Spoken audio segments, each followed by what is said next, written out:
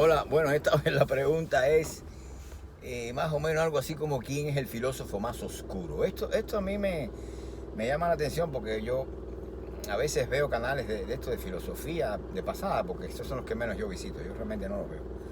Pero bueno, me lo sube YouTube, qué sé yo, y cuando veo algo curioso así, que diga, déjame ver. Y el otro día, pues había un vídeo que decía quién era el filósofo, sobre el filósofo más oscuro. Entonces yo dije, déjame tocar esto a ver quién cree este canal que es el filósofo más oscuro. Y resulta que era Hegel. Y yo, Hegel, pero cuando el canal, el tipo del canal expone la oscuridad de Hegel, me doy cuenta que lo que obviamente no entendía Hegel, no lo entendía. Y entonces, pero bueno, tenían la opinión de que Hegel era el filósofo más oscuro. Les voy a decir algo, para mí, los filósofos, porque no es uno solo, más difíciles de entender son Husserl y Hegel, los dos con H, Hegel y Husserl, esos son los dos más duros. El filósofo más difícil de explicar probablemente sea Henri Bergson. Fíjense qué cosa tan curiosa. La densidad de Husserl y de Hegel es proverbial, es una cosa súper densa, súper complicada, llena de giros, qué sé yo. A mí particularmente Husserl me dio mucho, Husserl, o Husserl, como se dice en inglés, me dio más trabajo que el mismísimo Hegel. Pero una vez que tú lo entiendes, lo explicas facilito, es una cosa increíble, es muy difícil de entender, pero es muy fácil de explicar. Ahora, ¿qué pasa con Henri Bergson? Bergson es facilísimo de entender porque tiene una prosa bella a tal punto que le dieron el premio Nobel de literatura al tipo sin haber hecho una sola novela. Y en el 1927 recibió el premio Nobel de literatura por esa prosa tan maravillosa que tiene Henri Bergson. Es un deleite, un disfrute. Entonces se lee pero tan rico así, es tan placentero leer a Bergson, que tú te quedas maravillado con la manera de hablar de ese tipo, la manera de exponer, y eso es una maravilla. No parece que te está haciendo trabajo de filosofía, no, me parece otra cosa. Es increíble Bergson. Ahora, cuando tú necesites que alguien te dice, bueno, explícame a Bergson, hasta ahí llegó la cosa. Con la misma facilidad que tú lo entiendes, así con esa misma facilidad, tú dices, bueno, ¿y ahora cómo yo explico esto? Es muy complicado explicar a Bergson. No sé por qué, tal vez por esa manera él expone su obra. Pero es realmente complicado explicarlo, ¿no? Explicarlo. Sin embargo, Hegel se explica fácil, relativamente fácil, y Husserl también. Ahora, ¿qué tienen de difícil Hegel y Husserl? Vamos a empezar con el primero, Hegel. El caso de Hegel, bueno, Hegel es el objetivo, que es realmente oscuro, sí. Vamos a decir que es oscuro, pero no tanto, porque una vez que tú conoces cuál es el movimiento del saber hegeliano, cuáles son sus traspasos, siempre son los mismos. Entonces no te resulta tan difícil exponerlo, porque es un movimiento que tú lo puedes hasta dibujar, hasta bocetar, ¿no? Aquí mi consejo es, no se detengan en los detalles, no vayan a las partes, no vayan a los detalles, porque más no, se le va a ir la visión del todo. O sea, los árboles no los dejarán ver el bosque, y lo importante en Hegel es ver el bosque. Obviamente, si tú le preguntas a él, te va a decir, bueno, ver el bosque junto con los árboles, en esa dialéctica extraña, ¿no? Pero si tú tienes que coger, lo más importante es no perder la visión del todo, porque puedes prescindir de las partes, todavía estás vivo. Ahora, si prescindes del todo, ya, o sea, ahí se acabó la historia. Entonces, es bueno siempre tener la visión del todo. Yo le voy a explicar algo, le voy a dar un truco, miren. Lo más importante que hay que entender en Hegel es lo que él llama el concepto. Eso es lo más difícil que tiene. Todo lo demás son traspasos para acá y para allá, pero son traspasos que vas deduciendo y vas sacando de una cosa de la otra. Y hay momentos que tú dices, bueno, ¿hasta qué punto esto es legítimo que está haciendo esto, no? Pero bueno, lo cierto es que el movimiento general es lo más importante que tienes que tener en cuenta, y después acomodar todas las cosas dentro de ese movimiento. ¿Por qué? Porque es el movimiento del concepto, lo básico. usted tiene, para entender a Hegel, tiene que entender a qué Hegel le llama concepto. Y si entiende eso, ya tiene la mitad de la pelea o más ganada, porque ahí está la clave de todo. Ahora, Husserl, vamos a hablar en español, Husserl y Hegel, ambos, que son los dos filósofos más difíciles de entender, al propio tiempo tienen una cosa en común. Por eso es que para la gente normal, para toda esta gente que son filósofos, pues son filósofos porque estudian, se gradúan en filosofía, estudian unos cuantos libros, pasan unos exámenes, eso no es ser filósofo. Entonces, para todos ellos les resulta casi imposible entender tanto a Husserl como a Hegel, porque en los dos casos, por ejemplo, la condición principal para usted meterse en la filosofía hegeliana, si no hace esto, nunca vas a estar hablando de Hegel, vas a estar hablando de otra cosa, pero no de Hegel. Es que tú tienes que superar la contraposición sujeto-objeto, que es, fíjense que esto es la conciencia misma, que es la condición esencial de la conciencia, es la finitud, es ese saber, ese mundo desdoblado de la conciencia que descansa en la contraposición sujeto-objeto.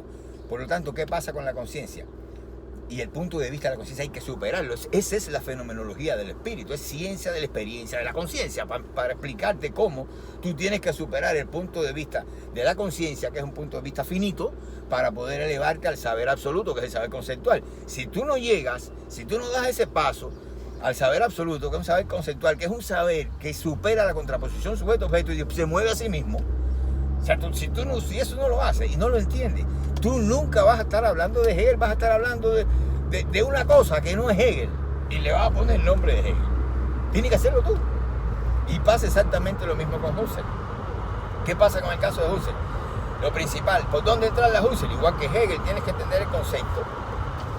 Pues en el caso de Husserl es importante la reducción fenomenológica, porque tú tienes que llevar a cabo cada filósofo en su aislamiento, su propia reducción fenomenológica, porque si no, no vas a entender a Husserl, nunca lo vas a entender. Si tú no llevas a cabo esa reducción fenomenológica, pues nunca lo vas a entender.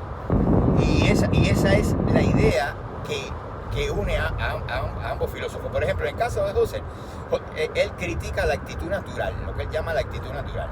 Eso es en la paralela hegeliana el punto de vista de la conciencia que es necesario superar, ¿verdad? Y Husserl te va a decir, bueno, usted tiene que superar el punto de vista de la actitud natural, que es la que tiene todo el mundo, incluso estos filósofos que hablan de Hegel, diciendo que Hegel es oscuro. Claro, va a ser oscuro. Si usted no da el paso que tiene que dar para entrar en el sistema hegeliano, nunca vas a entender a Hegel.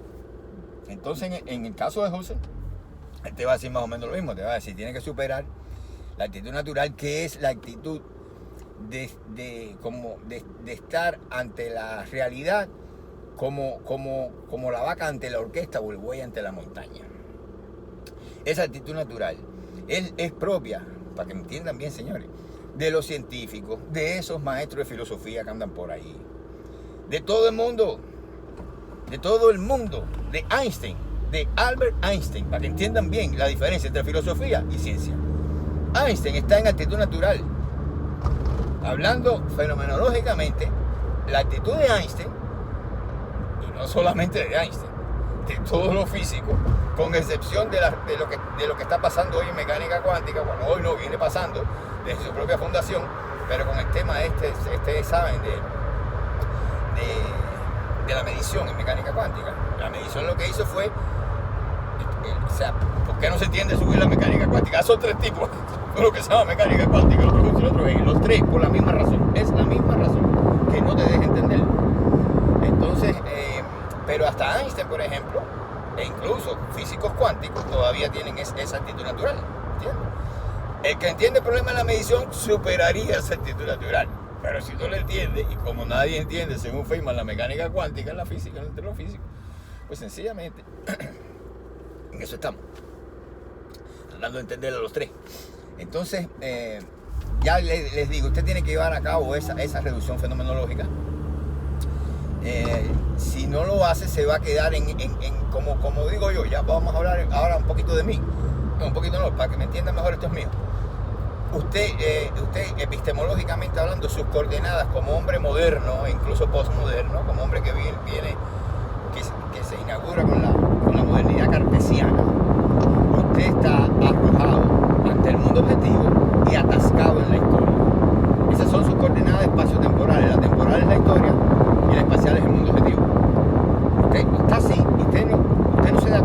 todo lo que usted aprenda, filtre y razone, piense de la realidad, va a estar condicionado por esas coordenadas epistémicas. Está condicionada por ellas. Ellas la condición de todo lo que usted pueda pensar. Y le marcan ese pensamiento, etcétera, etcétera.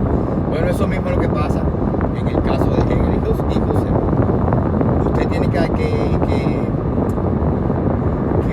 traspasar la actitud natural. ¿Cómo puede hacer eso? Mediante la reducción fenomenológica, porque la reducción fenomenológica te va a decir, usted está ante la realidad como la vaca ante la orquesta, ante el mundo objetivo, ¿verdad? El mundo objetivo le está dado frente a usted. Entonces yo le voy a hacer una reducción fenomenológica que consiste en que todo el mundo objetivo, todo el contenido del mundo objetivo lo voy a reducir para ver hasta dónde llegamos. Y entonces empieza a reducir todo ese contenido del mundo objetivo mediante la reducción fenomenológica y llegan ¿a qué? Al ego trascendental como la causa, como el constituidor del mundo objetivo. Y le dicen, miren dónde están los fundamentos del mundo objetivo. Así que usted creía que él estaba ahí, que siempre estaba ahí y que es más real que lo real.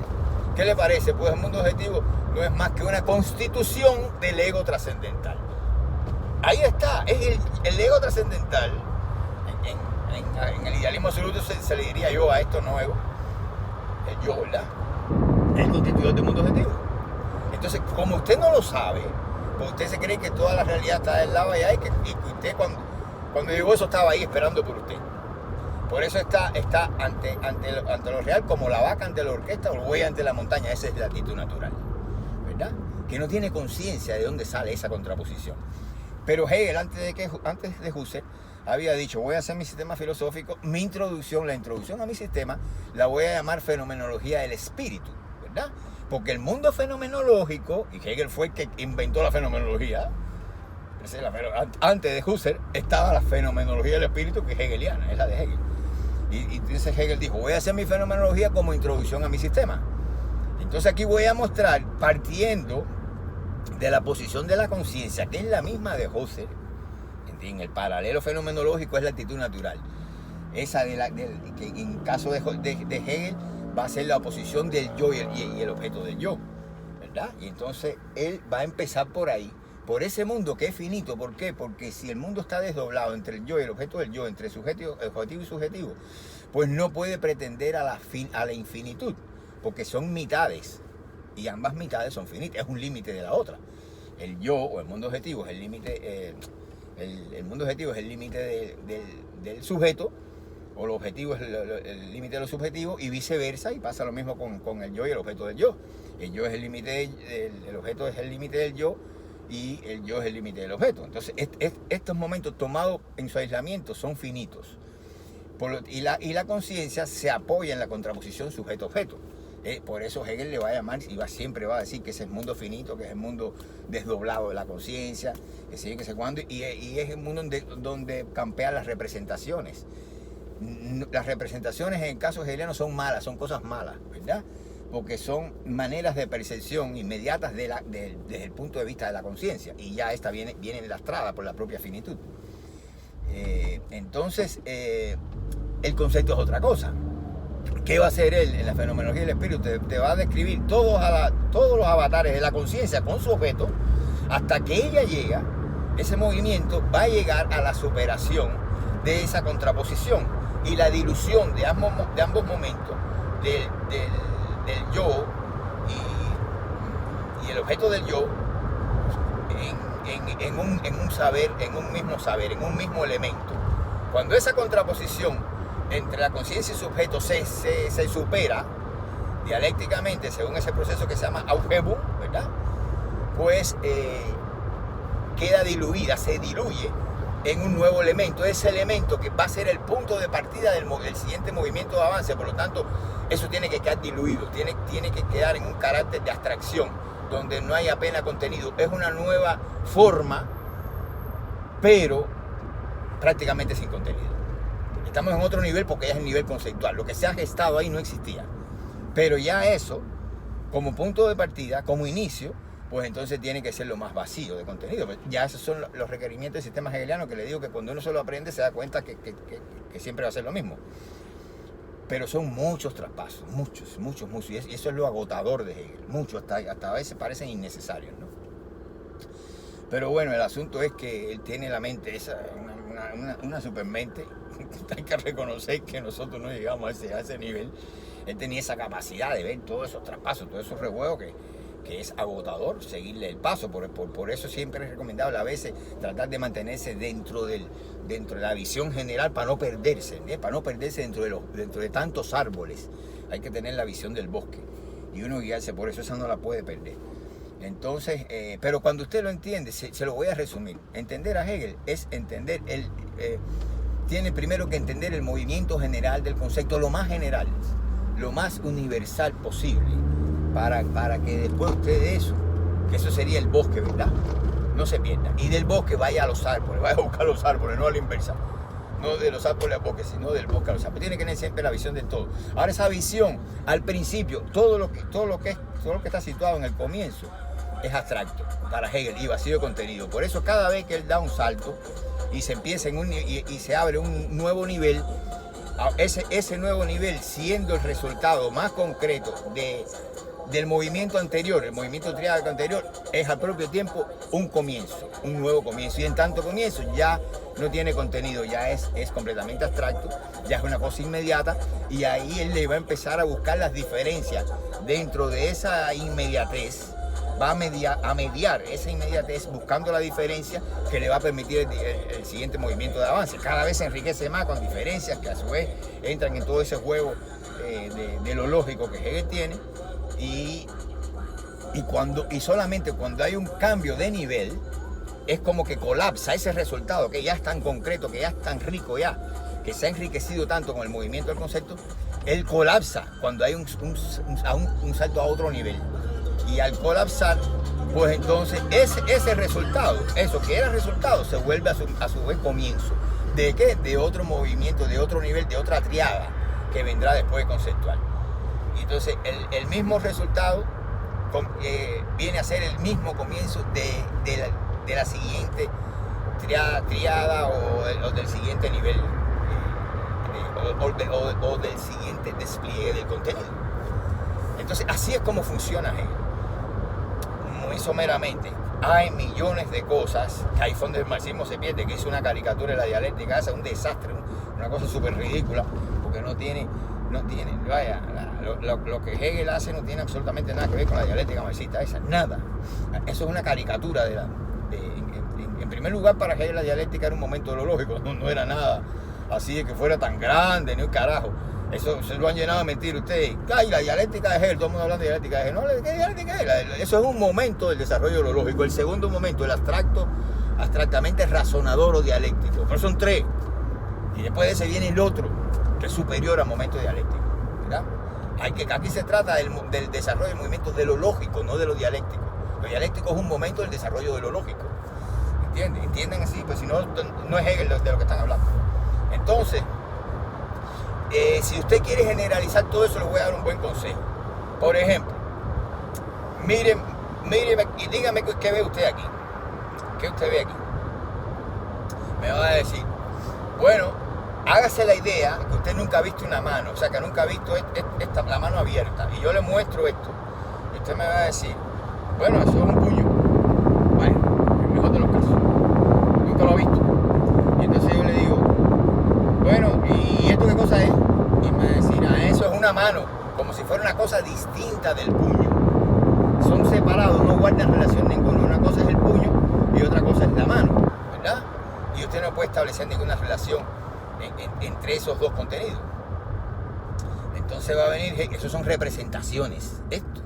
Y por separado, esto son representaciones de la conciencia. Va a venir Hegel y le va a decir, miren, si usted quiere entender eso, tiene que verlo para que vea cómo se mueve lo absoluto, cómo se mueve todo, muy particularmente lo absoluto, lo más grande, el bosque. Pues usted tiene que entender primero que esto que usted está viendo aquí es un comienzo completamente abstracto, inmediato, carente de determinaciones, no tiene absolutamente nada, es una bola, un puño. Pero pero no tiene más nada, ¿verdad? Ahora, ese puño va a dejar que la diferencia entre en esta unidad abstracta, que no es más que unidad, que se llama puño, ahí no hay dedo ni nada. Él va a dejar que la diferencia se manifieste y que cada momento goce su aparente libertad en la diferencia, ¿verdad? Y por lo tanto, esta unidad abstracta inmediata primera, que es el puño, se va a traspasar a su diferencia. ¿Cuál es la diferencia? Miren, ¿mediante qué? Mediante un movimiento, esto es lo más importante, un movimiento de despliegue de sus determinaciones. Señores, esto es el concepto abstracto como punto de partida. Como punto de partida tiene que ser necesariamente inmediato, carente de determinaciones, sin contenido. Entonces, el siguiente paso, que es el momento de la diferencia, no de la identidad abstracta, va a ser este. ¿Cómo se hace? Miren, yo estoy replegando, el concepto mismo está replegando sus determinaciones. Mírenlo aquí, miren el movimiento de repliegue, de despliegue. Miren el movimiento de despliegue de las determinaciones del concepto. Después que se conocen cada una en su independencia, mediante el millón de traspasos que este va a inventar y va a llevar cada dedo de esto hasta el límite, para que se transforme en su contrario y le va a hacer de todo a cada dedo de eso. Entonces viene el movimiento no de despliegue de las determinaciones del concepto, sino de repliegue hacia atrás de esas determinaciones, la unidad. Pero solamente lo que convierte la unidad abstracta inicial del puño en identidad concreta es el movimiento de despliegue y repliegue de las determinaciones del concepto. Esto que usted ve y esto que ve para atrás. Entonces, eso es un movimiento que obviamente es dialéctico, entre otras cosas, pero ese es el movimiento lógico del concepto. Y ahí no se necesita un sujeto externo, no se necesita absolutamente nada. Eso se mueve solo mediante este movimiento de despliegue y repliegue de sus determinaciones. ¿De determinación de quién? Del concepto. Y esto es lo que hace que sea negación de la negación, que sea el resultado, esto, cuando viene para atrás junto con su proceso de devenir, porque mire cómo él hace, se despliega y se repliega. ¿Entienden? Entonces ahí va todo eso metido allá adentro. Entonces tú dices, bueno, la visión de la filosofía anterior y de la que tiene la conciencia común, cotidiana y qué sé yo, es que esto es un puño y esto es una mano. Y gente va a decir, no, es lo mismo, pero tiene que entenderlo como es, mediante el movimiento de despliegue y repliegue de las determinaciones. Entonces, solamente cuando es así, tú te das cuenta que esto es un puño concreto. ¿Por qué? Porque él encierra en sí todas las determinaciones, la despliega y la repliega. Y entonces tú conoces de verdad lo que es un puño. Si tú nunca lo has visto, tú vas a pensar que el puño es solamente esta unidad abstracta y es esto que ya no se ve porque se me hizo de noche. Y es esa bola que tengo yo aquí, el puño. Vas a pensar que es eso nada más. ¿Entiendes? Entonces ahí tienen explicada la filosofía hegeliana de la forma más esquemática que se me puede ocurrir. Ahí la tienen. Y eso es una pulsación. Y eso se mueve. Y así todo en Hegel. Así todo ese movimiento, ese contenido moviéndose mediante todo ese movimiento súper loco, pero que tiene una coherencia del carajo. ¿Entiendes? Como quiera se los explico. Si esto es, por ejemplo, el Padre, esto es el Hijo y esto es el Espíritu Santo, para atrás, lo espiritual. Como quiera que usted lo ponga, siempre va a ser un movimiento triádico, ¿verdad? Pero de esa manera, no lo que le han contado a ustedes, de esa manera, porque el movimiento se da en el interior del concepto mismo. Es el concepto que está haciendo eso siempre. ¿Entiendes? No es otra cosa. No es que si la dialéctica, la negación, la unidad contraria, no es nada de eso. Todo eso va metido adentro del movimiento del concepto, que moviéndose a sí mismo y que ha superado la contraposición, la oposición de la conciencia entre el saber y el objeto. Así que para llegar al saber absoluto, que ya empieza a exponerse en la obra, que en el orden del sistema vendría después de la fenomenología, que es la lógica, todo eso que usted vio en la fenomenología va a terminar fundiéndose en el elemento del concepto, generando el concepto, y que eso va a ser el saber absoluto, ya no afectado por la posición de la conciencia. Y entonces ahí vamos a empezar se supone que es el resultado de la fenomenología, y al propio tiempo es un punto de partida. ¿Por qué? Porque tenemos como inicio de ese otro nivel, que es lo lógico, vamos a tener el concepto de ser. Y el ser es lo más vacío de contenido, es lo más abstracto del pensamiento, la categoría más abstracta del pensamiento. De momento se nos convirtió todo eso, de haber pasado todos los avatares de la conciencia con sujeto, todo eso se colapsó y se nos convirtió en una cosa que ya no tiene contenido. ¿Cuál es? pero ya es una categoría del pensamiento, ya es otro nivel. Y esa categoría, en tanto ser, es vacía de contenido, no tiene diferencia ninguna. El ser es lo que es y ya está. Y entonces Hegel va a ser, ya como punto de partida, ya de otro nivel, ese ser, él va a convertirlo mediante toda esa magia que él tiene, en que el ser es igual a la nada. ¿Por qué es igual a la nada? Porque no tiene contenido, no es nada. Como punto de partida, es inmediato. Y esa es una condición de todo el hegelianismo. Si es así, entonces es igual a la nada. Pero después te va a mostrar el traspaso de no solamente del ser a la nada, sino de la nada al ser, para atrás. Y entonces ese traspaso de la nada al ser y del ser a la nada te va a decir, bueno, ¿qué cosa es el traspaso del ser a la nada y de la nada al ser? Señores, el devenir. Por lo tanto, el devenir es la síntesis de ese movimiento y sería el resultado, ¿verdad? Ser, nada, devenir. Eso lo calza históricamente con la filosofía. Los rellena esas categorías lógicas de contenido histórico que hacen mucho más interesante el hegelianismo. Pero lo cierto es que ahí tienen ya la primera triada manifestándose así. Ser, nada y devenir, para atrás, ¿entiendes? Siempre va a ser así, pero ya estamos en otro nivel. El nivel conceptual, el saber absoluto, no afectado por la limitación de la conciencia. Eso está en otro nivel de verdad. El saber que tiene usted, tiene carnicero y tiene físico cuántico, físico, el que sea, es el saber afectado por la limitación de la conciencia. O dicho en términos husserlianos, que lo fui dejando, la actitud natural. ¿Verdad? Con Husserl hay que ir para atrás a la reducción fenomenológica para ver quién es el constituidor del mundo objetivo. ¿Quién hace eso? Fue el yo, el ego trascendental. ¿Entiendes? Con Hegel hay que ir para adelante. Hay que superar el saber de la conciencia, que es el que tiene todo el mundo, de la conciencia cotidiana, y fundirnos en el elemento del saber absoluto. Con ese saber que se mueve a sí mismo con el movimiento que yo le estoy explicando a ustedes. Ya ahí está superado, el mismo sujeto pasa a formar parte de las determinaciones. Entonces uno va para adelante y el otro va para atrás. Pero lo importante es que si no se dan esos pasos, no estamos hablando de lo mismo. O sea, si usted no se eleva al saber absoluto, pues usted no tiene nada que ver con el hegelianismo. Y si usted no reduce, hace una reducción fenomenológica, donde todo el contenido del mundo objetivo es reducido, ¿verdad?, a lo más elemental que puede haber, que sería el constituidor de todas estas